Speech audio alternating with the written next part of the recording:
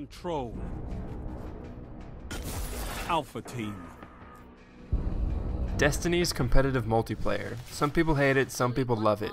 My goal for this video is to shed some light on what you all can expect from this multiplayer experience this fall. But please keep in mind that the alpha only showcased one game type and 2 maps out of the entire Destiny multiplayer experience, so my experience is somewhat limited to really form a well-rounded opinion of where Destiny's competitive multiplayer lies within the competitive shooter genre. So hopefully the beta will shed some more light on the entire scope of the multiplayer. In the simplest of terms, Destiny's competitive multiplayer has Call of Duty gunplay, Halo kill times, and Titanfall-esque map movement. In a word, this game is smooth. Now let me explain that sentence. Destiny has very similar gunplay to Call of Duty because of 2 things. First, aiming down sights and how players utilize aiming down the sights or firing from the hip during gunfights, and secondly, typically whoever has the first shot will win. However, unlike Call of Duty, there is a larger margin of outplay, meaning even though you have the first shot, it doesn't necessarily mean you'll get the kill quicker. This is where Halo kill times come into play. In Call of Duty, 2 or 3 bullets will get you a kill. In Destiny, that's not the case. You have to maintain an accurate shot and have proper strafe while dueling an enemy in order to come out on top. There have been countless times where an enemy will get me down to about half health or lower, and I turn around and outshoot him for the remainder of that fight. Outplaying your enemy is way more possible in Destiny than it is in Call of Duty. When I say Titanfall map movement, I mean that moving around the map does not feel like a chore. Every ledge, every turn, every map layout just feels right in Destiny.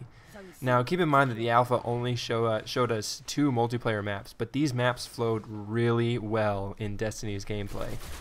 The smaller map was always action-packed with close quarters nature of the environment.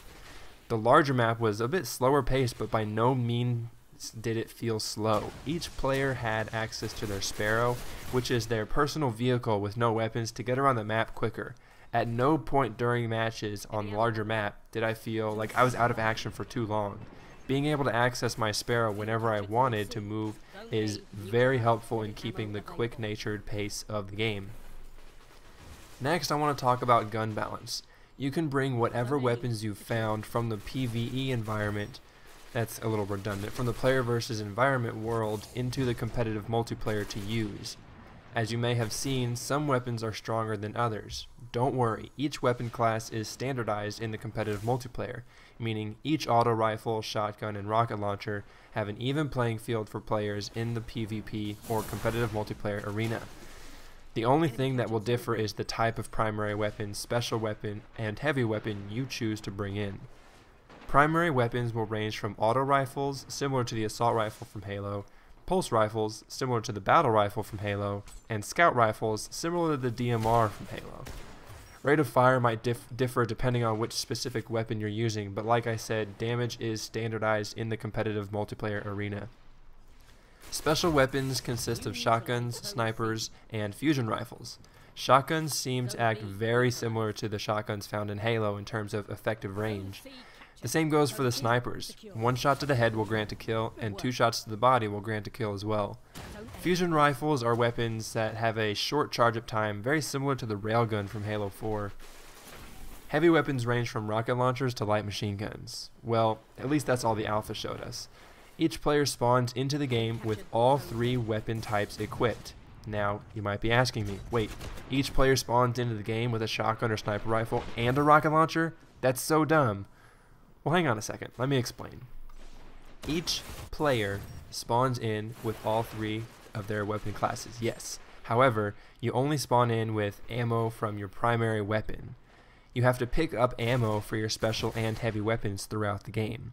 There are green boxes littered throughout the map where you can find ammo for your special weapon. If you've played Halo at all, you can relate these to ammo drops. You can relate these ammo drops to weapons that spawn on the map during a multiplayer match.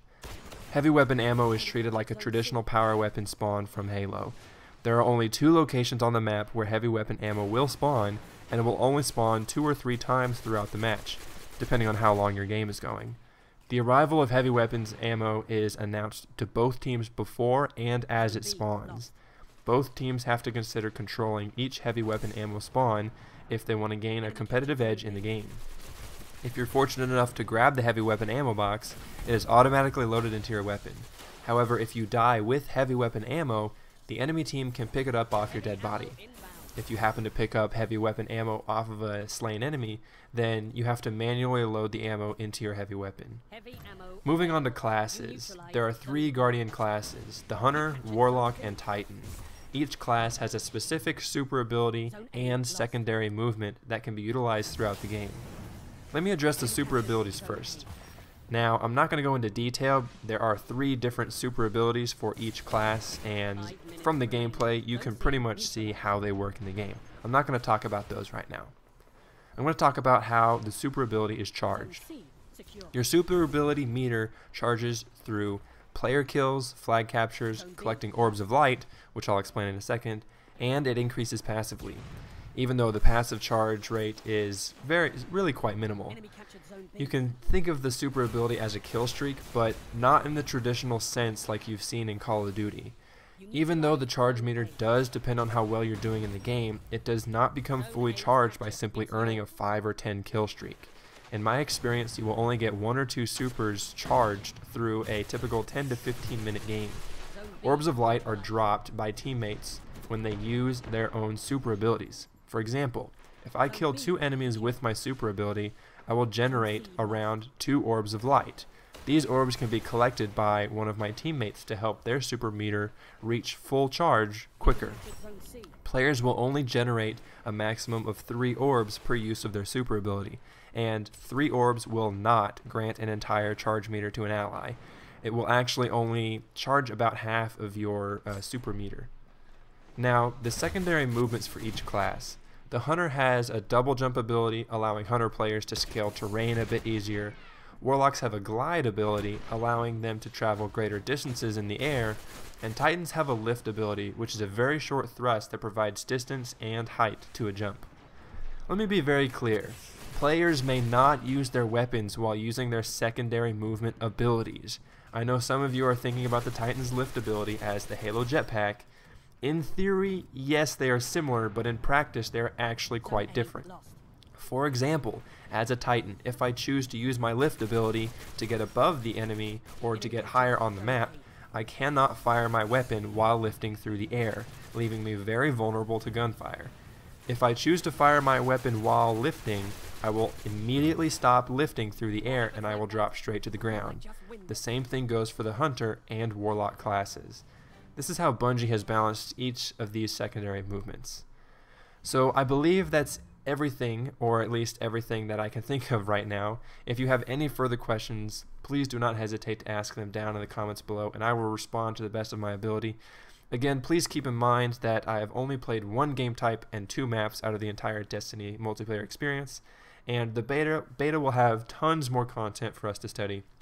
So until then, thanks for watching, and I'll see y'all in the next video.